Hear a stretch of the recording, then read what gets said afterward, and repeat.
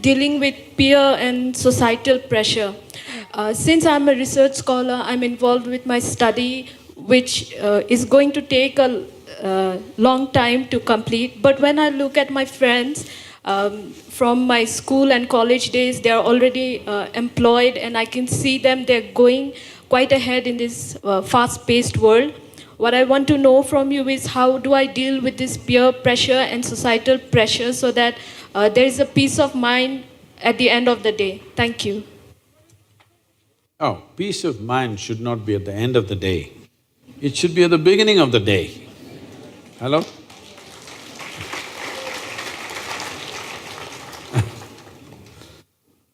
Well, I was supposed to speak. Ria, we cannot see you, I'm not even able to see the screen. Is she on the screen? No. I was to speak in Tel Aviv. I flew out of Atlanta in United States. I'm supposed to land there mid-afternoon and speak at 6:30 in the evening. Due to some delays in flight, I ended up there at 6 in the evening. I landed at 6, 6:30 is my talk. I have a problem because in this 36 years, I have not been late to a single event yet. So today I don't want to lose my reputation, so I quickly change in the airport and rushing. I'm traveling an American airline, so there is nothing edible on the plane. So I'm super hungry, famished. But there's no time to even grab something. So I just rushed. And when I went to the venue, this doesn't happen to me at all, but on that day, the venue is a fine restaurant. I'm speaking in a very fine restaurant. That's where the meeting is. I thought, this is a fantastic place to come to when you're so hungry. Then people have already gathered and people are coming in, some people are greeting me. One man comes to me and says, "Shalom." I ask him, what does it mean? He says, "This is the highest way of greeting." I said, "Well, that's your opinion. What does it mean?" He said, "No, this is really the highest way of greeting." All right, what does the word mean? He said, "It means peace." I said, why is peace the highest way of greeting unless you're born in Middle East? In South India, if you come up in the morning and say, "Peace," I'll say, "What's wrong with you today?" True with Northeast also, isn't it? Somebody comes and says, "Peace." Say, "Are you nut? Nutcase or something, what's the matter with you?" But in Middle East, peace is the highest level of greeting because all the time people have been clashing for so long, they have forgotten what is peace. Somebody has to come and greet you, "Peace." So, peace is not at the end of the day. It should be at the very beginning of the day because can you enjoy your breakfast in the morning? If you're not peaceful, you need not be ecstatic, at least you must be peaceful to enjoy the breakfast, isn't it? Can you enjoy a walk along the street if you're not peaceful?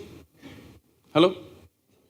Can you enjoy the company of a few people that you know in your life if you're not even peaceful? You may not be in love with them, but at least if you're peaceful, you enjoy somebody's company, isn't it? So peace is not the final thing in your life. Those people who think peace is the highest value, such people will only rest in peace.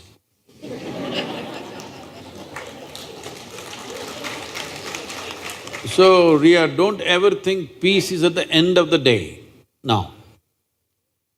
It's very important. You must be blissed out. If that is not possible for you right now because I don't know what's your subject of research,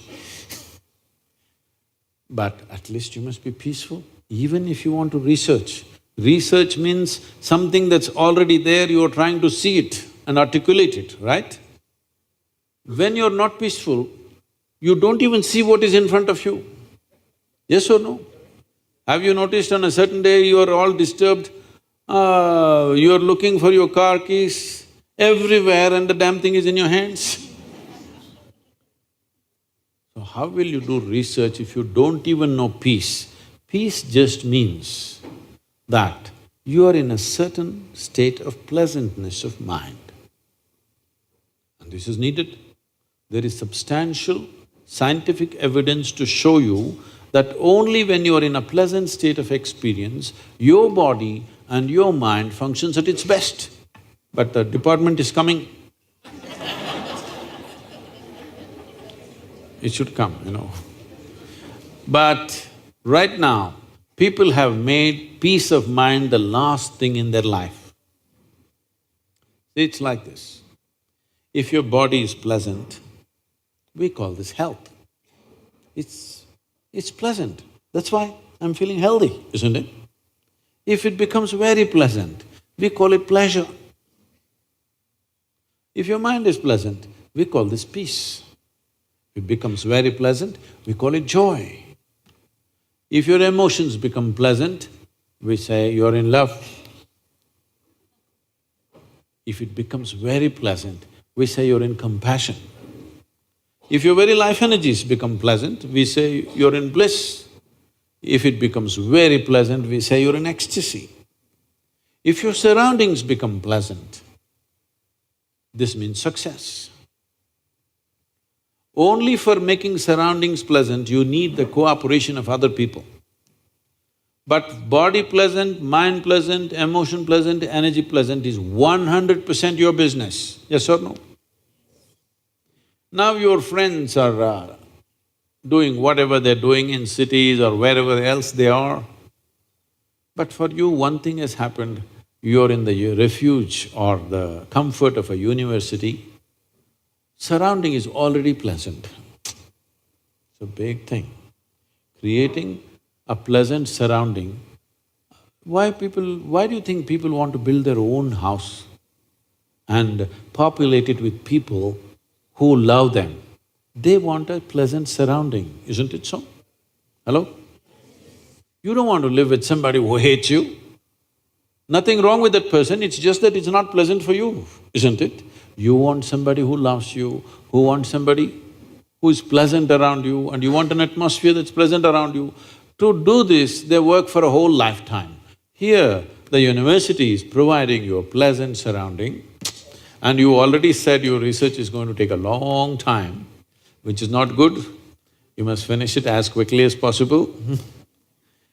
But keeping your body, mind, emotion and energies pleasant is 100% your business. Only if you do that, your research could become some kind of a worthwhile phenomena. Otherwise, somebody who cannot even harness peacefulness in their mind, what great things will they do? If you cannot manage your mind, what big things are you going to do in your life, I'm asking. When you cannot manage your mind, can you manage the world? Please, all the students, you must understand, peace is not at the end of your life. It must be the beginning of your life. It's a most fundamental requirement, isn't it? If you want to do anything sensible, even if you're not blissed out, at least you must be peaceful. Less than that is bad.